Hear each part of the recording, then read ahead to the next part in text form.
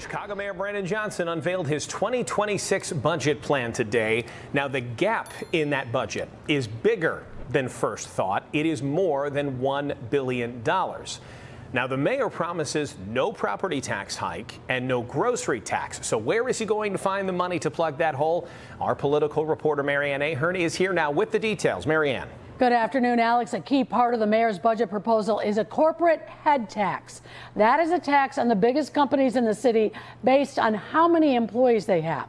It's something the city got rid of more than a decade ago. But now the mayor wants to bring it back, and already it's proving to be a tough sell. Of course, it's a tough sell. What company is going to want to pay more taxes?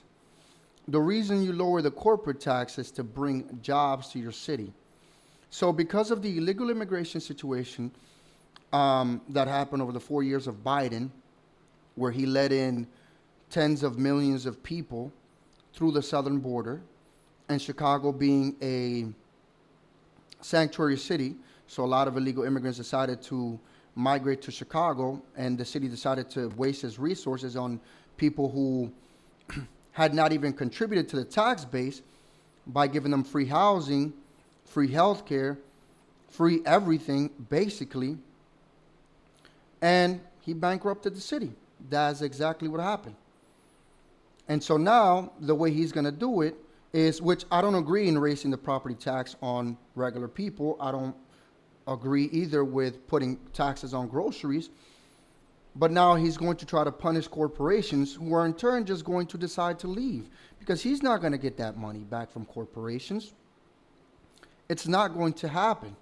The corporations are just going to leave for states like Florida or Texas, which a lot of them have been doing. That's why a lot of corporations have left, for example, Silicon Valley in California, because the business situation there just doesn't make sense for the average person.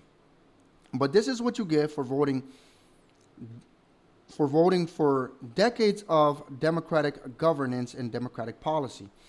So I'm not the type of person to wish bad on people, but I also believe in personal accountability. And so I believe that you get what you vote for, or you get what you deserve.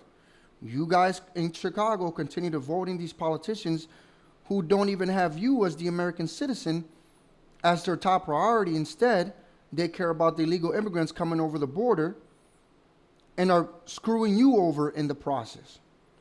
Yet you guys keep electing the same officials who keep doing this to you. So, again, you get what you vote for. And then finally eliminating the head tax. Getting rid of the corporate head tax was a cornerstone of Rahm Emanuel's first mayoral campaign. Mayor Brandon Johnson's 2026 budget proposal would not only revive, but steeply increase the tax on big companies. He's pitching it as a way to fund community safety. And so we are asking big tech to chip in.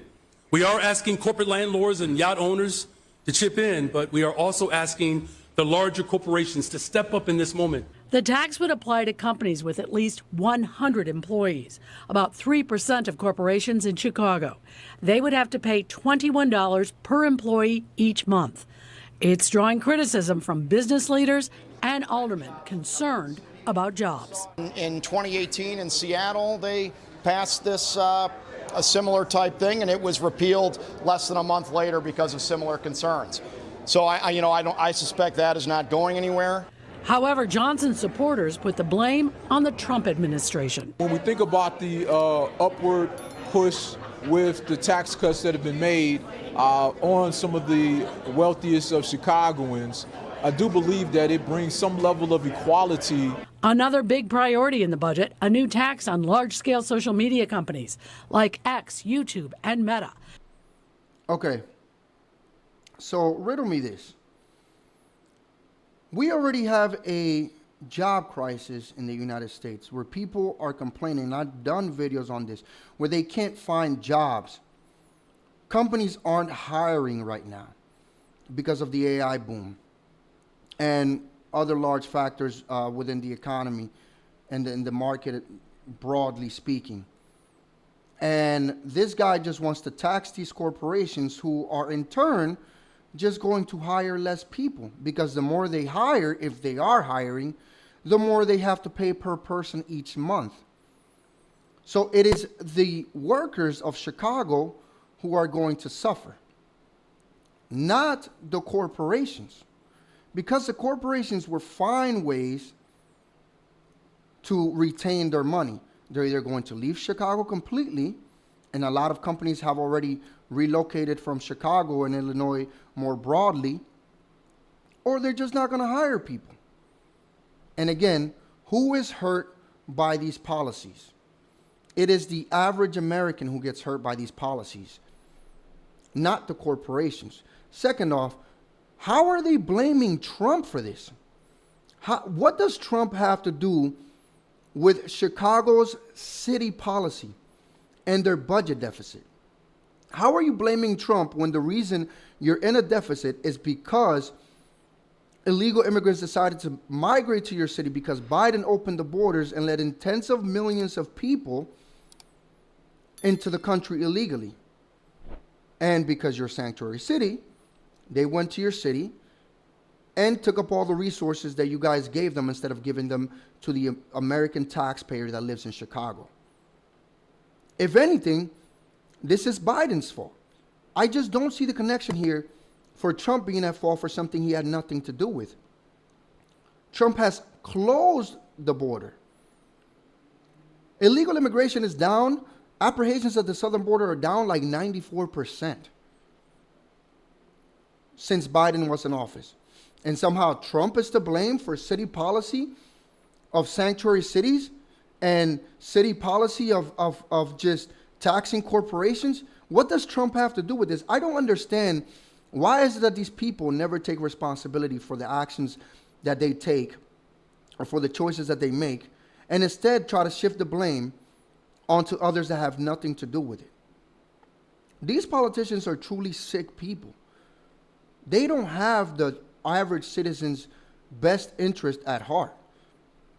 Their only interest is to maintain power. So if they can blame Trump somehow, even when he's not at fault, they will do it and tell you, vote for me because I will fight Trump and I'm against Trump and Trump bad. I really wonder, what are the Democrats going to do once Trump leaves office?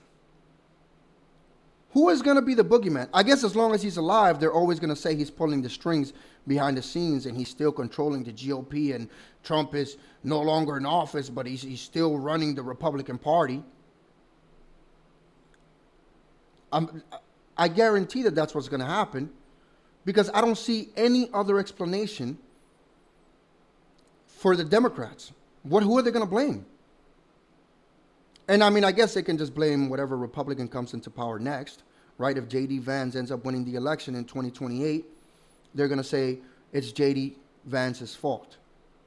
Even though what the Republicans are trying to do, including Donald Trump, is help those cities. But they refuse to help and instead just blame the Trump administration for their own failings. Which owns Facebook. Johnson calling it a first in the nation, but critics expect legal challenges. And just like we tax other addictive vices that are bad for our health, like nicotine and tobacco, it is far past time we treat social media companies the same way. There are other tax hikes in the mayor's budget plan, a new online sports wagering tax, as well as what's being called a yacht tax for those who pay boat mooring fees at city harbors.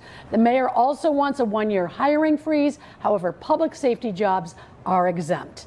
This is the outline. It may look far different when the aldermen take that final vote. Alex? Yeah, we know it can change as they argue about it all. Marianne, thanks so much. We appreciate it. Brandon Johnson is already an unpopular mayor in the city of Chicago. But again, they elected him after they had one crazy person, Lori Lightfoot, in office for 4 years. And instead of going the sane route and picking someone more moderate, they picked someone twice as radical. And this is what they get. This is what Chicago gets. And again, I don't feel sorry because you get what you vote for. This is all on Chicago's doing. They did this to themselves, and they're going to reap the rewards. When companies start leaving and people aren't getting hired, and the unemployment rate rises in Chicago, you can thank the Democrats for that. But anyways, guys, that's all I got for this video. I want to know what you guys think in the comment section down below. If you like the video, hit the like button, subscribe to the channel, and share this video. And if you want to support my work, you like what I do here, I have links in the description box below. You can buy me a coffee or send me some money through Cash App. And if you have anything you want me to react to, my email link is also in the description box below. I'll see you guys in the next one. Peace.